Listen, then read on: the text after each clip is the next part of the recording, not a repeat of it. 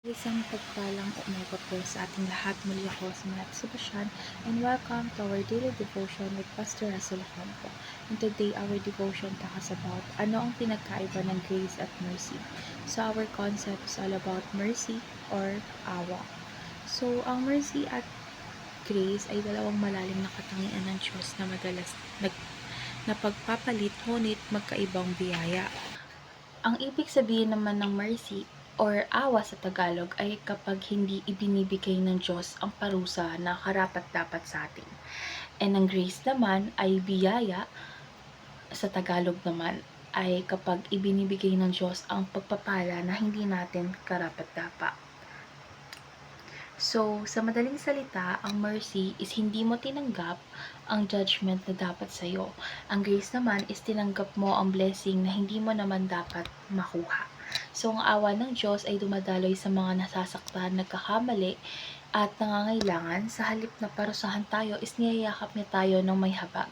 So, sa pamamagitan ni Jesus Christ, is ipinakita ng Diyos ang kanyang mayamang awa, pinagaling niya ang may sakit, pinatawad ang makasalanan, at tinanggap ang pagod at bigong tao. So, our Bible readings for today is Luke chapter 6, verse 36 at Ephesians chapter 2 verse 4 is hindi version.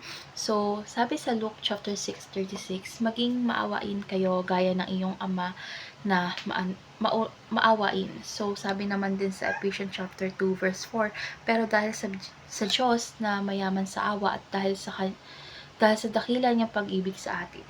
So, ngayon na tayo sa ating teaching. So, yung first teaching is we are saved by the mercy and grace of God.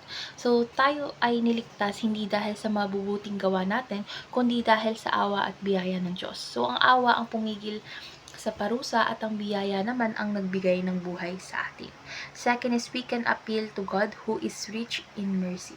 So, kapag tayo ay humihina, natitisod o nagkakamali, is maaari tayo lumapit sa Diyos na may tiwala dahil siya ay mahabagin at maunawain. And lastly is we have an obligation to show mercy to others.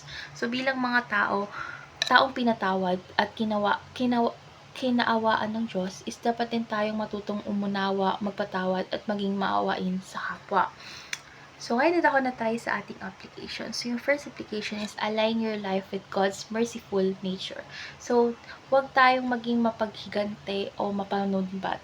Dapat lagi tayong matutong magmahal sa kabila ng kasalanan ng iba. Kasi tulad ng Diyos, ginawa ng Diyos para sa atin is pinatawad niya tayo, minahal niya tayo kahit na makasalanan tayo. Second is apply mercy when treated unfairly. So, sa halip na gumanti is piliin nating patawarin at ipagdasal yung nakasakit sa atin. Dahil ang tunay na lakas is nakikita sa habag. So, syempre, kapag nagpapakumbaba ka, is nakikita sa'yo si Jesus Christ dahil nga si Jesus Christ is pinatawad niya tayo sa gitna ng mga kasalanan natin. Biruin mo, ang dami nating kasalanan, pero ang binigay sa atin ng Diyos is mercy at grace. And lastly is appeal to God's mercy and grace. So, kapag ikaw or tayo ay nahulog o nadapa sa kasalanan, is dapat tumakbo tayo hindi palayo, kundi palapit sa Diyos. So, siya kasi ay hindi nagagalit or magagalit, kundi magbibigay ng bagong or panibagong simula. So, ngayon na tayo sa ating last part of our discussion. And our discussion talks about what is your biblical response when you are being treated unfairly.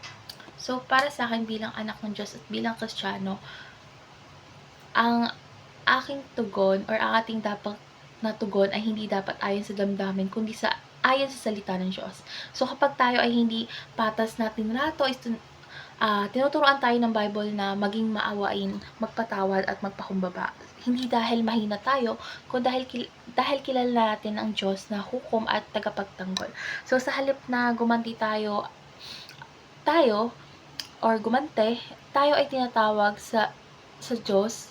Tayo ay tumatawag sa Diyos at naniniwala na siya ang magtatama ng mali sa tamang panahon. So, yung awa natin ay patunay na kapangyarihan ng kanyang presensya sa ating puso. So, ngayon dadako na tayo sa ating prayer. So, let's pray po. Lord God, maraming salamat po dahil sa halip na parusahan mo po kami, pinatawad mo kami at minahal. Turuan mo po kaming maging maawain din sa iba, lalo na sa mga taong mahirap mahalin. Lord God, bigyan mo po kami ng puso na katulad ng iyo, na hindi naghahanap ng gante, kundi naghahangad ng kapayapaan.